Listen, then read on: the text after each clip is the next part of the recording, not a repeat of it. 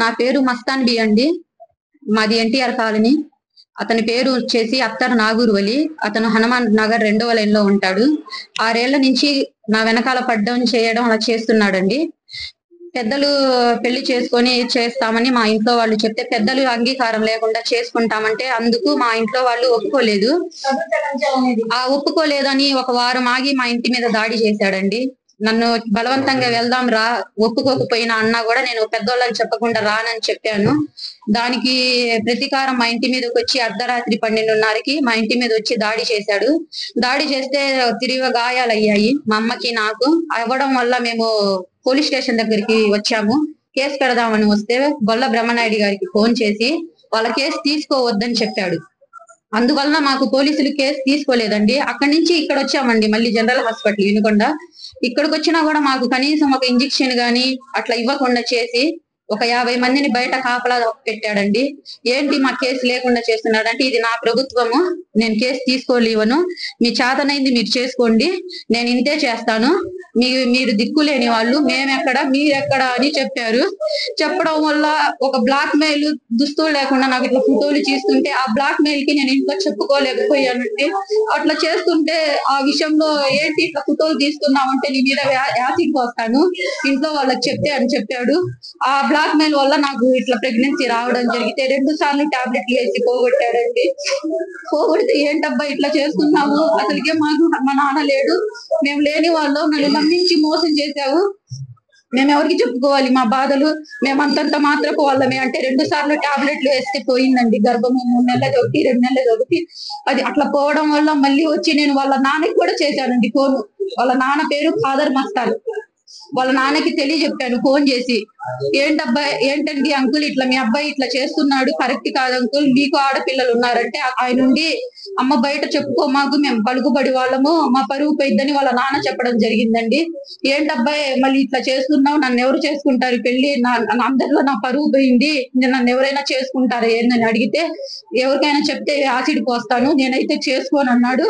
ఇప్పుడు కొమ్మలపాడు అనే ఊర్లో డేట్స్ ఎంగేజ్మెంట్స్ అయిపోయిందండి. డేట్స్ అయి పెట్టుకుంటే నన్ను ఇట్లా చేసావు ఏంటని ఇంటి దగ్గరికి వెళ్ళి అడిగితే నన్ను మా వదిన్ని మా ఇంట్లో వాళ్ళని ఇద్దరిని నలుగురిని కలిసి కాళ్ళతో కొట్టారండి. వాళ్ళందరూ వాళ్ళ ఇంట్లో వాళ్ళు కూడా కొట్టారండి.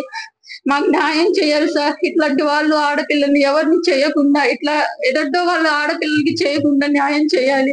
వేరే వాళ్ళకి ఎవరు ఇట్లా బలి కాకూడదు సార్. నేను లేని వాళ్ళం కాబట్టి మాకు ఎక్కడ కూడా చల్లనివ్వట్లేదు, ఎక్కడ కూడా న్యాయం చేయట్లేదు, ఎవరికి చెప్పుకోవాలి కూడా తెలియట్లేదు సార్.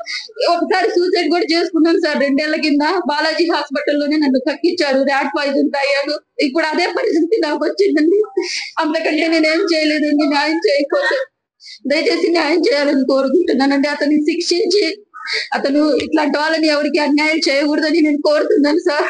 గవర్నమెంట్ ద్వారా ఇక్కడున్న ఆంజనేయులు గారు, ఎమ్మెల్యే గారు, లోకేష్ అన్నయ్య గారు, ముఖ్యమంత్రి గారు న్యాయం చేయాలని నేను కోరుకుంటున్నాను సార్. ఇలా చాలా మంది ఆడపిల్లలు బలవుతున్నారు సార్. దయచేసి ఇలాంటి కేసు మీరు తీసుకోవాలని నేను మనస్ఫూర్తిగా కోరుకుంటున్నాను సార్. ఏది జరగకపోతే ఇంతమందిలో అల్లరైనందుకు నేను ఉంటాను, ఇట్లా మళ్ళీ నేను బతకలేను సార్. అందరిలో నేను తలెత్తుకొని తిరగలేను సార్. మా కుటుంబం ఆత్మహత్య చేసుకునింది సార్. దయచేసి న్యాయం చేయాలని గవర్నమెంట్ కోరుకుంటున్నాను. 4 సంవత్సరాల నుంచి మాకు ఇబ్బందులు పెడుతున్నాడండి. మా ఆయన లేడు, నేను మా అమ్మాయే ఉంటాం. మేము ఉంటే వచ్చి పెళ్లి చేసుకుంటాం అది అంటే, నువ్వు వచ్చి చేసుకునేదేంటి, మీ అమ్మ మీ నాన్న రావాలి, అంత ఇష్టపడ్డోడివి రా, మీ అమ్మ మీ నాన్నకి మీ వాళ్ళ బంధువులు తీసుకొచ్చుకో చేస్తానన్నాను. అంటే లేదు వాళ్ళు రారన్నారు. అట్ట రాకపోతే అక్కడ దొంగ పెళ్లిళ్ళు మేము చేయమయ్యా, మాకెందుకు, మా పరిస్థితి బాగా, మేము అసలు ఆడవాళ్ళం, నేను భర్త లేని దాన్ని అని నేను చెప్పాను. నేను చెప్తే అతను ఏం చేశాడు, సరే అని 2 రోజుల తర్వాత మేము పడుకొని ఉండాం బయట. ఆ రోజు కరెంటు పోయింది. బయట మంచాలు వేసుకొని మా ఇంటి పక్కన వాళ్ళు మేము అందరం బయట పడుకొని ఉంటే వచ్చి 10 మందికి వేసుకొచ్చి రౌడీలకి తాపిచ్చి కర్రల తోటి దాడులు చేసి, నేను అమ్మాయి ఉంటే మమ్మల్ని తిప్పి కొట్టి, నా తలకాయ పగలు కొట్టి, గుండెల మీద నాకు లేవకుండా కాలేసి తొక్కి నా కళ్ళు బయర్లు కమ్మినాయ. నాకు బాగలేదు. ఆ రోజు రక్తం అయితే కారిపోతుంది వ్యతిరేకంగా. కొట్టి ఇది చేస్తే నాకు మాట రాట్లా. ఈ అమ్మాయికి అయితే వ్యతిరేకంగా తిప్పి కొడుతున్నారు. నలుగురు కొట్టారయ్యా. అతను కొట్టింది కాక కొడుతుంటే ఇళ్ల పక్కన వాళ్ళు వచ్చినా కానీ ఎవరు వచ్చినా కానీ మీకు ఇదే శిక్ష, మీకు కూడా ఇదే శిక్ష అంటే వాళ్ళు పక్కనకి భయపడి వాళ్ళు రాలేదు. దండం పెడతామయ్యా, వదలండి అయ్యా, పాపం ఆడవాళ్ళు వాళ్ళిద్దరు, వాళ్ళు భర్త లేని వాళ్ళు అసలు ఇబ్బందులు ఉందా, ఆమె ఏదో చేసుకుని బతుకుతుంది అని అన్నా కానీ మాకు వదలలేదయ్యా.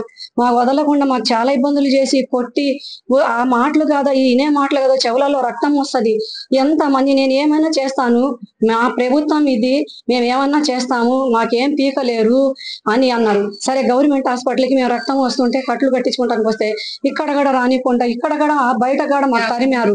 50 మంది పెట్టారు. 50 మంది పడితే మేము వెనక్కి వెళ్ళిపోయాం. పోలీస్ స్టేషన్ పోయి కేసు పెడదామంటే అక్కడ కూడా పోలీస్ స్టేషన్ కూడా బయట 50 మంది పెడితే గుండెలు జారిపోయిన వీళ్ళు మమ్మల్ని చంపాలని చేస్తున్నారు. మేము అంట ఆధారం లేని వాళ్ళం, మేము పేదవాళ్ళము, వద్దు మనకి ఎవరు అడిగేవాళ్ళు లేరు, ఎందుకులే ఆడపిల్ల విషయము, ఎవరు పాపం వాళ్ళే అనుభవిస్తారని మేము బయటికి ఇంకా ఇంటికి వెళ్ళిపోయాం. ఇంటికి వెళ్ళిపోతే మా కేసు కూడా తీసుకోలేదు. వాళ్ళకి కూడా దండం పెట్టినా కానీ కేసు తీసుకోండి అయ్యా, ఇవాళ ఇది జరిగింది రేపు ఇంకోటైనా జరిగిద్ది అయ్యా, మీరు కొంచెం తీసుకొచ్చి మంగళించండి అని అన్నా కానీ మా కేసు తీసుకోకుండా పిలిపించి అప్పుడు కూడా స్టేషన్లో వాళ్ళ వైపే మాట్లాడి మాకేం చేయలేదు. అయ్యా ఒక వైపు రక్తం కారుతుంది, ఆడపిల్ల విషయం అయ్యా, మీ ఇంటి బిడ్డలాగా ఆలోచించండి, నా బిడ్డలాగా ఆలోచించవాకండి. ఎవరిదైనా ఆడపిల్లేనయ్యా, నా బిడ్డకు జరిగినట్టు ఎవరికి జరగకూడదని నేను ఎంత కాళ్ళ ఏళ్ల పాటు కానీ మా మాట ఎవరు ఆలోచించలేదయ్యా. అది మాకు 4 సంవత్సరాల నుంచి రోత మాటలు అంటాము. మేమేదో మా పొట్ట తిప్పులకి మా బతుకు తిరిగి మేము వెళ్ళి వస్తే ఆ రోజు కూడా మేము ప్రచారం చేసి వచ్చాము. మేము ఆ రోజు కూడా వచ్చి మీరేందే చేసేది, లవడాల పార్టీ చేసేది, మీ లవడాల పార్టీ ఏం చేస్తారే, నన్ను ఏమేం బీకలేరు, మేము ఆస్తి గల్లోళ్ళం, మీకు కూటికి లేనివాళ్ళు, మీరు తిరునాళ్ళు బేరం చేసుకుంటేనే మీరు భూ అమ్ముకొని బతికేవాళ్ళే, భూ అమ్ముకుంటే మీకు భూ లేదు అని మాకు ఎన్నో మాటలని అప్పుడు కూడా 4గురిని వేసుకొని వచ్చాడయ్యా. మాకు చాలా ఇబ్బందులు పెట్టి 4 సంవత్సరాల నుంచి ఒకటే ఇబ్బందులు. మాకు ఎన్నో సార్లు కొట్టాడు. మా అమ్మాయి పనికి వెళ్తున్నా గానీ అక్కడ కూడా కొట్టాడు. కానీ బజార్లో కూడా ఆడపిల్లని కూడా చూడకుండా ఇవాళ కూడా మా పిల్లలకి కొట్టి అంతమంది ఉండగానే మాకు న్యాయం చేయలేదు. జరగకూడదయ్యా, ఈడికి శిక్ష చేయాలనుకొని ఈడికి పగలగొట్టి భయం పెట్టి ఇచ్చేయాలనుకొని నాలాంటి తల్లులు ఎవరు బాధపడకూడదని నేను అత్తర్ అతని పేరు నాగురు వాళ్ళ చాలా మందికి ఏడిపించాడు. నా బిడ్డలాగా ఎవరు అవ్వకూడదు, నేను ఏడ్చినట్టు ఏ తల్లి ఏడవకూడదు. దయచేసి అందరూ కడుపు ఉన్నా గాని అమ్మాయికి వచ్చి కడుపు మీద కొడితే ఆ గర్భం గడపోయింది. కడుపు మీద కొట్టాడు, గర్భం గడపోయింది. తర్వాత మాయ చేసి మస్క చేసి గర్భం గడ పోగొట్టాడు. సరేలే పోని అనుకొని తీపిచ్చి చేసి ఆ పిల్ల బతికిందని అనుకున్నాం. బ్లీడింగ్ బాగా జరుగుతుంది, జరిగినా గానీ తీసినా గానీ ఆ పిల్ల బతికింది. ఎంత బకెట్ రక్తం పోయింది ఆ అమ్మాయికి. ఆ రక్తం కాదు ఇంకా చచ్చిపోయింది అనుకున్నాను. ఏదో మీ వెనకాల ఏదో ఉందమ్మా అన్నాడు డాక్టర్. మేము చేసిన పుణ్యమే అక్కడికి వచ్చింది అనుకున్నాం, వెళ్ళకుండా. అయినా కానీ ఇప్పుడు కూడా గిల్లుతానే ఉన్నాడు అయ్యా.